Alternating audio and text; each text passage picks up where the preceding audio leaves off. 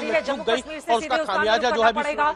जम्मू कश्मीर में सरकार के लिए हलचल तेज हो गई है। बड़ी जानकारी, बड़ी खबर, 90 में से 74 के अब तक के रुझान निकलकर सामने आए हैं, जिसमें नेशनल कॉन्फ्रेंस और कांग्रेस पार्टी 39 पर आगे चल रही है। भारतीय जनता पार्टी 28 पर, पिछली बार बीजेपी को 25 सीटें मिली थी, नेशनल कॉन्फ्रेंस को 15, कांग्रेस को 12 सीटें मिली थी। और यहां पर धीरे धीरे करके नेशनल कॉन्फ्रेंस ऐसा लग रहा है कांग्रेस पार्टी के साथ बहुमत की ओर आगे की तरफ बढ़ती हुई दिखाई दे रही है। उसको 6 सीटें और चाहिए। पीडीपी 4 सीटों पर, जबकि अन्य 4 सीटों पर इस वक्त इन आंकड़ों में आप देख रहे हैं चन्नी और मुकेश अग्निहोत्री श्रीनगर के लिए कांग्रेस पार्टी के ये दोनों ही बड़े चेले इस वक्त रवाना हो चुके हैं। रविंद्र रैना जी हमारे साथ जुड़े हुए हैं। रविंद्र जी, आपने 35 सीटों का दावा किया था बीजेपी के लिए, 28 पर अभी बीजेपी अपनी बढ़त बनाए हुए है, जबकि नेशनल कॉन्फ्रेंस गठबंधन के साथ 40 सीटों पर रुझानों में जा पहुंची है और कांग्रेस के बड़े बड़े नेता अब श्रीनगर का रुख कर रहे हैं ताकि पीडीपी और अन्य लोगों से बातचीत कर पाए। फिर क्या बचेगा आपके लिए?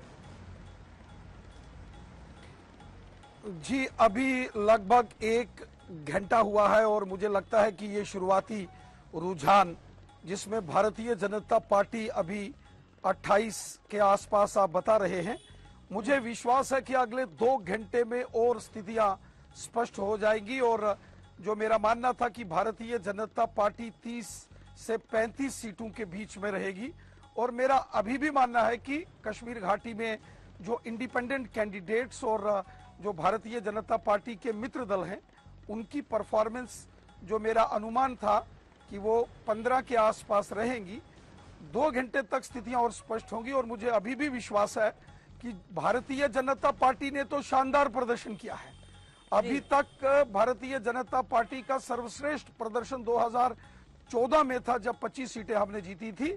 अभी आपके रुझानों में हम लगभग 30 का आंकड़ा टच कर रहे हैं और मुझे विश्वास है कि शाम होते होते 35 सीटों के आसपास हम जीतेंगे।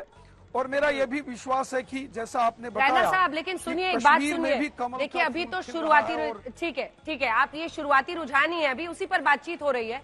आप बार बार निर्दलियों की बात कर रहे हैं। आपने सुबह भी सुनील जी को बताया कि 15 निर्दलियों के साथ आप संपर्क में हैं, लेकिन साहब यहाँ तो अन्य 3 पहुंच गया है, अन्य बहुत ज्यादा नहीं गेन कर रहे हैं।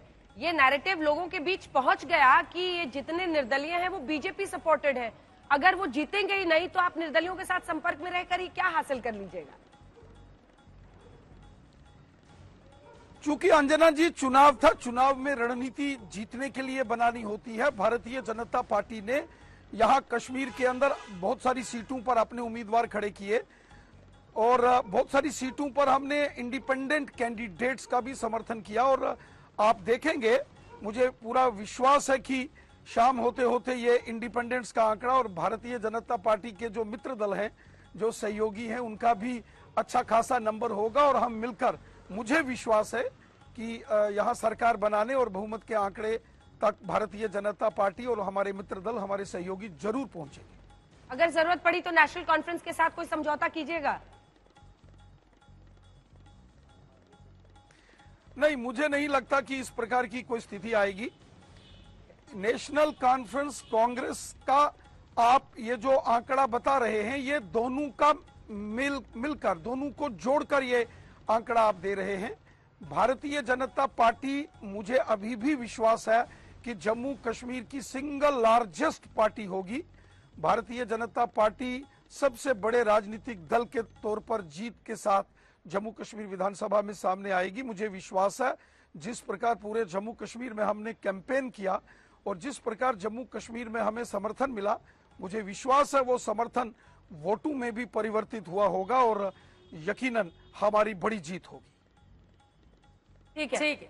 अब जम्मू कश्मीर के आंकड़े अब तक के सामने आ चुके हैं। 79 सीटें। आपको बता दें बीजेपी 28 पर अब तक का सर्वश्रेष्ठ प्रदर्शन करती हुई, लेकिन सरकार बनाने की बात करें तो नेशनल कॉन्फ्रेंस और कांग्रेस पार्टी सिर्फ 3 सीटें पीछे अभी दिखाई दे रही हैं। इन आंकड़ों में पीडीपी 5 पर, बीजेपी 28 पर, अन्य 3 पर, जबकि दूसरी तरफ 86 सीटों पर हरियाणा के रुझान सामने आए हैं 90 में से, जिनमें बीजेपी 21 पर, कांग्रेस पार्टी 62 पर, 61 पर यहां पर आसपास है और अन्य 4 पर।